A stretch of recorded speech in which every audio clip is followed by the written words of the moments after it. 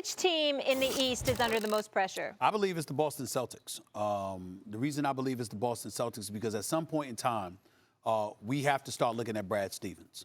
Brad Stevens was labeled the golden boy. You know, he was the new kid on the block, and obviously he's proven throughout the early part of his tenure in Boston that he can really coach the game of basketball.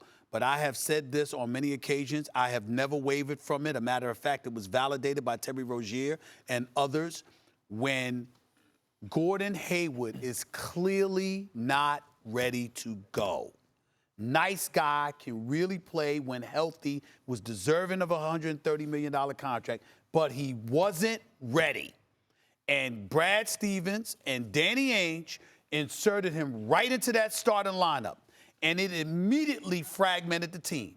Because if there's one thing a bunch of brothers are tired of, is a bunch of folks getting opportunities they do not deserve. He was not healthy. He was not better than Jaylen Brown. He wasn't better than Jason Tatum. He had no business compromising him. He had no business doing that.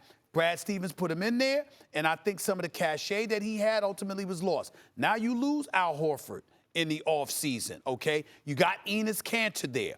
Jason Tatum, his development, he's the new star. Going to take care of him. You're going to nurture that brother. You're going to concede the fact that this is the new star on the block. You just gave Jaylen Brown $115 million over 4 years, although I don't know how much of that is guaranteed. The bottom line is, what you going to do with him?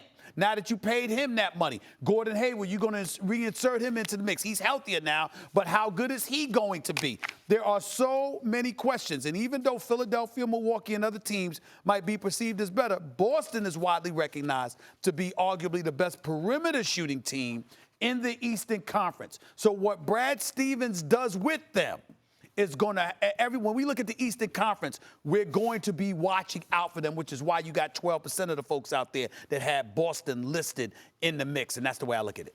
I think you're totally wrong about the pressure, because I think the pressure's off somewhat in Boston because of the things you mentioned, especially the Horford move, right? It looked like their window was open, now it's closed, the pressure's off, and I expect Boston to overperform, to outpace expectations. Most people don't see them getting out of the East, neither do I, but I think they'll be in the mix because of what you mentioned. Tatum took a step back last year, but this year, I expect him to blossom, and I think he's the focal point on offense. Usually, the kind of injury that Gordon Hayward has, you're not the same for another year. If Gordon Hayward's most of what he used to be, with Jaylen Brown in just 4 years, $115 million, he's getting over $30 million a year, just almost $30 million a year, that's two-way wings to go with Tatum and Kemba Walker. I think they're going to be good. The team facing the most pressure in the East is actually the Sixers. Clearly the Sixers, because Milwaukee has also had guys, as you would say, peeled off that roster, especially Brogdon and Mirotic, who I thought I thought they maybe win the title this year if Mirotic, was healthy. But they lose him and Brogdon, that's a lot. Meantime, the Sixers, they replace Jimmy Butler with Richardson, who can shoot. He's not Jimmy Butler offensively, but he can shoot and certainly defend. You have Simmons and Richardson and Tobias Harris and Horford and Embiid in your starting lineup. How is anyone going to score? Tobias Harris is the only weak link defensively, and he's long. And as I mentioned, Thibault's the best perimeter defender I saw in the preseason. No one's even talking about him. They're loaded. They're loaded. Embiid is an MVP caliber player. Everyone's looking at Ben Simmons. Can this guy actually take the next step forward? And Stephen A., I think there's reason to think the answer is yes, because when Embiid's on the bench and Horford slides to the 5, they can play 4 out or 5 out, really, with Simmons the way the Bucks are constructed around Antetokounmpo. So there's every reason to believe Simmons should take a step forward, meaning there's pressure on that team. They have the best roster in the East, and there's the most pressure on them. Well, first of all, let me compartmentalize a couple of things you said. Number one, it's all a matter of preference. Because if you look at the Philadelphia 76ers, I look at the fact that you lose Redick and you lose Jimmy Butler. Now you've got a questionable bench with a questionable coach in Brett Brown who has some things to prove, and that's an element that needs to be addressed. Not to mention the fact that if you said to me, Ben Simmons is the one that has the most pressure in terms of players, I can live with that more than I can live with the Sixers being the one with the most pressure as a team.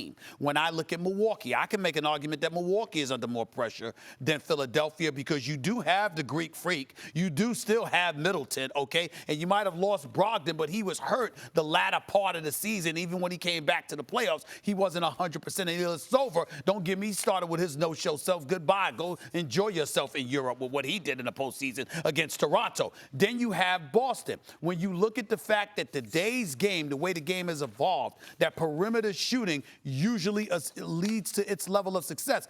I think not putting the pressure on Boston lets Brad Stevens off the hook, lets Danny Ainge off the hook. I happen to respect both of them, but damn it, if there was somebody else in their position, they would be under pressure. Why the hell should they be off of it? You do have Tatum. You do have Jaylen Brown. Gordon Hayward, you did give him $130 million. Enes Kanter is no scrub. And so you still got Marcus Smart and these boys. You've got enough of a team, a nucleus that remained intact for you to be able to make noise against a depleted Milwaukee squad, a depleted Philadelphia 76ers You're saying squad. that you, Stephen A. Smith, basketball analyst, is putting pressure on them because you correctly identify that, in fact, Ainge did a good job replacing pieces that should be hard to replace. But, lose Kyrie, get Kemba. Lose Al Horford, you bring in Enes Kanter, who can score and rebound, certainly. So I agree with you. In other words, on paper, when I think about the way this is going to play out, I think they're going to be better than a lot of people realize. The layman out there may not put that right. They're thinking like, oh, Boston, the window's closed, the pressure's off. They're going to be kind of sneaky good. The Sixers, they came this close to beating the eventual champs. But we've been asking questions about Brett Brown. We ordained Brad Stevens as the second coming. We actually had a conversation. Is he better than Popovich? We actually had a conversation. We had to remind the world, the basketball world, he was not better than Greg Popovich. You had people sitting up there saying, oh, he's better. They don't miss Doc Rivers. They don't need Doc Rivers anymore. We just finished talking about how great Doc Rivers was. But guess what? Last year, 2 years ago, rather, he's better than Doc Rivers. Now, suddenly, we just going to let him slide? Nah, I love Brad Stevens. He's a hell of a coach, but you got something to prove. Are you letting Ben Simmons slide? No. Number one overall pick Wait a minute. If you can't shoot, he can play. I said that Ben Simmons is a jump shot away from being LeBron James Part 2.